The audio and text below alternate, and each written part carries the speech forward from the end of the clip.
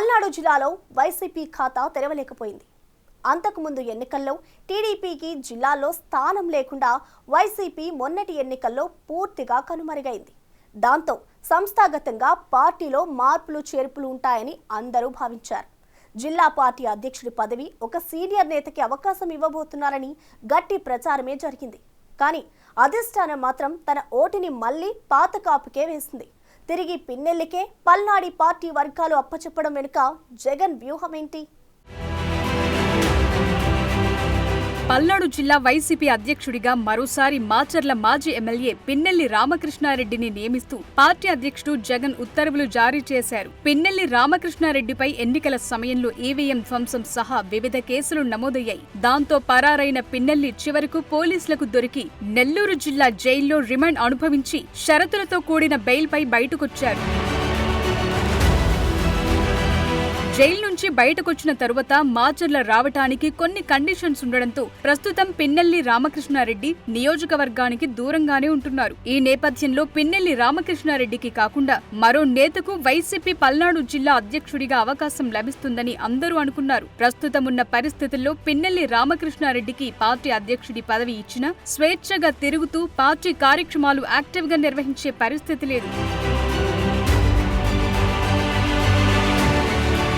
అందుకే పిన్నెల్లి స్థానంలో కొత్త నేతకు పగ్గాలు అప్పగిస్తారని వైసీపీ వర్గాలు భావించాయి. పిన్నెల్లి రామకృష్ణారెడ్డి జైల్లో ఉన్న సమయంలో జిల్లా పార్టీ అధ్యక్ష పదవి కోసం నేతల మధ్య కూడా పోటీ నడిచింది. రేస్లో గోపిరెడ్డి శ్రీనివాసరెడ్డి, కాసు మహేష్ రెడ్డి, మోదుగుల వేణుగోపాల్ రెడ్డిల పేర్లు ఫోకస్ అయ్యాయి. వైసీపీ అధిష్టానం వారి పేర్లు పరిశీలిస్తున్నట్టు పార్టీ శ్రేణుల్లో చర్చ జరిగింది. అయితే కొందరు మాత్రం గోపిరెడ్డి శ్రీనివాసరెడ్డికి అవకాశం కల్పించొద్దని అధిష్టానానికి విన్నపాలు కూడా చేశారట.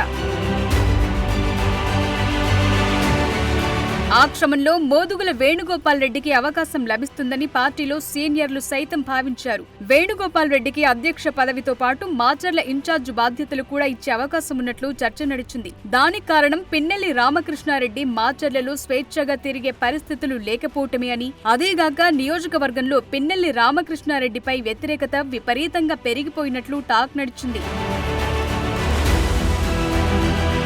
అయితే జగన్ మాత్రం పిన్నెల్లి రామకృష్ణారెడ్డికే మరోసారి జిల్లా అధ్యక్షుడిగా అవకాశం కల్పించారు. దాని వెనుక అధిష్టానం ఆలోచన వేరే విధంగా ఉందంటున్నారు. పిన్నెల్లి రామకృష్ణారెడ్డి జగన్మోహన్ రెడ్డికి అత్యంత సన్నిహితుడు. అందుకే పిన్నెల్లి నెల్లూరు జైల్లో ఉన్నప్పుడు జగన్ బెంగుళూరు నుంచి హుటాహుటిన వచ్చి ఆయన్ను పరామర్శించి వెళ్లారు. పిన్నెల్లి ఈవీఎంను పగలగొట్టడాన్ని సమర్థించి పిన్నెల్లి మంచోడని కితాబు కూడా ఇచ్చారు. 2009లో గెలిచాడు, 2011లో గెలిచాడు, 2014లో గెలిచాడు, 2019లో గెలిచాడు. ఒక మనిషి కన్సిస్టెంట్గా 4 సార్లు ఎమ్మెల్యేగా గెలుస్తూ వస్తున్నాడు అని అంటే ఆ మనిషి మంచోడు కాబట్టే గెలుస్తూ వచ్చాడు, ఆ మనిషి మంచోడు కాబట్టే ప్రజలు ఆశీర్వదిస్తూ వచ్చారు. అటువంటి వ్యక్తిని తీసుకొని వచ్చి తప్పుడు కేసులలో ఈ మాదిరిగా బిగించడం ఎంత మటుకు ధర్మం?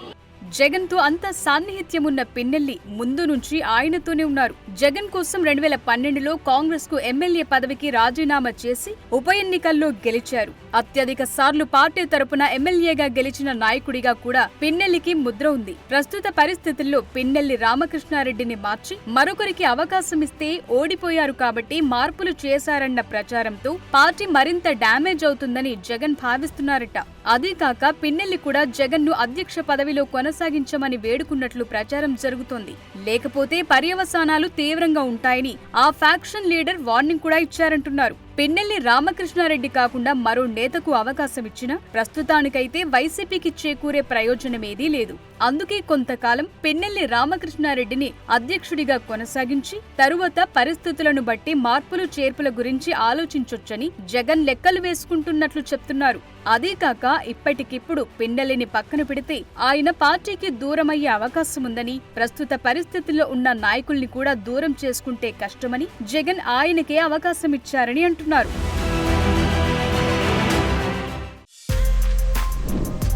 For more videos like this, subscribe Big TV channel.